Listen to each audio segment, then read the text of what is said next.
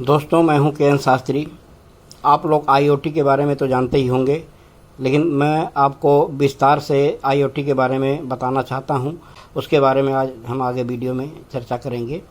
तो आईओटी का full form है इंटरनेट ऑफ थिंग्स। यह एक ऐसी तकनीक है जो हमें निष्क्रिय वस्तु यानी उदाहरण के लिए वाहन, प्लांट, इलेक्ट्रॉनिक सिस्टम, छत, प्रकाश व्यवस्था आदि में उपकरण जोड़ने की अनुमति देता है, जो पर्यावरणीय मापदंडों को माप सकती है और संबंधित डेटा उत्पन्न कर सकती है, उन्हें संचार के माध्यम से प्रसारित भी कर सकती है। तो अब सवाल ये आता है कि दैनिक जीवन में आईओटी का उपयोग कहाँ किया जाता है। तो आईओटी के अनुप्रयोग से व्यवसायों, व्यक्तिगत उपभोक्ताओं और सरकार को लाभ होता है। आईओटी उपकरणों के कुछ उदाहरण जैसे laptop, smartphone, refrigerator, coffee machine, Apple घड़ियाँ, गूगल होम, फिटबिट्स आदि हैं। इंटरनेट कनेक्शन और सेंसर से लैस उपकरणों का उपयोग आईओटी अनुप्रयोगों के लिए किया जाता है। तो जैसे एलेक्सा पे आप कुछ भी बोलते हैं, एलेक्सा फलाने गाना सुनाओ, तो एलेक्सा अपना गाना सुनाने लगता है। तो क्या एलेक्सा आईओटी का एक उदाहरण है? जी, आईओटी उदाहरण के लिए एलेक्सा, सिरी और कार्टना जैसे डिजिटल पर्सनल असिस्टेंट हैं, जो व्यक्तिगत रूप से प्रयोग में लाया जाता है।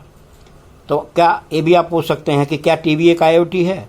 आईओटी डिवाइस का एक उदाहरण एक स्मार्ट टीवी भी है, जो स्ट्रीम करने के लिए नेटवर्क से कनेक्ट होता है। यह वाईफाई या वायर्ड इंटरनेट कनेक्शन पर निर्भर करता है। दूसरा उदाहरण सेंसर वायरलेस प्रोटोकॉल वाली स्मार्ट वॉच है। अब अधिक उत्पादों में आईओटी क्षमताएं हैं जो उपभोक्ताओं को उन्नत सुविधाएं और कार्यक्षमता प्रदान करती हैं। ये भी पूछ सकते हैं आप, क्या नेटफ्लिक्स आईओटी का उपयोग करता है?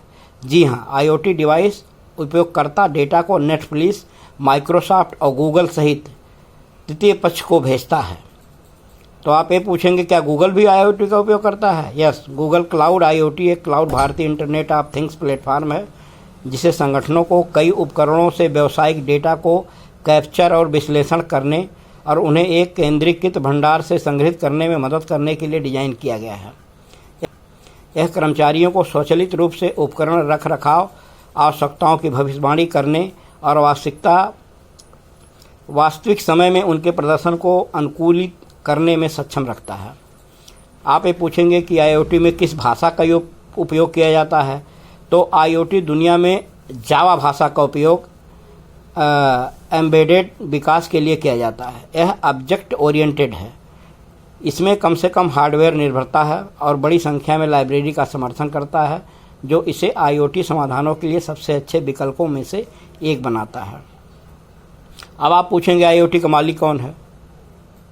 आईओटी का मालिक संक्षेप में जनरेटेड डेटा एमजीडी का मालिक, जो लगभग सभी आईओटी को कवर करता है, वह इकाई है जो डेटा रिकॉर्ड करने वाले डिवाइस का शीर्षक रखती है। दूसरे शब्दों में, जो इकाई आईओटी डिवाइस का मालिक है, वह उस डिवाइस द्वारा उत्पादित डेटा का भी मालिक है।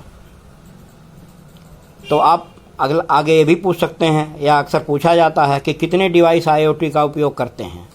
तो नवीनतम उपलब्ध आंकड़ों के अनुसार लगभग 15.14 यानी 15.14 बिलियन आईओटी डिवाइस से जुड़े हुए हैं। शब्द इंटरनेट ऑफ थिंग्स या आईओटी रोज़मर्रा की बोलचाल में आम भाषा नहीं हो सकते हैं, लेकिन ये उपकरण निश्चित रूप से हैं। कुछ वर्षों के अंतराल में आईओटी क्षेत्र का तेज़ी से विस्तार हुआ है। वास्तव में आईओटी उपकरणों की संख्या अब आराम से गैर आईओटी से अधिक हो गई है। लेकिन 2023 में कितने सक्रिय उपकरण होंगे, यह वही है जो इस नियमित रूप से अद्यतन मार्गदर्शिता में शामिल करेंगे। इसके कुछ शीर्ष आंकड़े इस प्रकार से हैं। यहाँ 2023 के लिए 5 असाधारण आईओटी आंकड़े दिए गए हैं। दुनिया भर में 15 अरब से अधिक कनेक्टेड आईओटी डिवाइस हैं। 2030 तक यह आईओटी उपकरणों की संख्या दुगनी हो जाएगी, यानी कि 30 अरब तक हो सकती है। वहीं ग्रेटर चीन में 5 बिलियन से अधिक आईओटी डिवाइस हैं। लगभग 3 में से 2 डिवाइस आईओटी का उपयोग करते हैं। रिमोट एसेट मॉनिटरिंग आईओटी के लिए सबसे लोकप्रिय उपयोग माना गया है।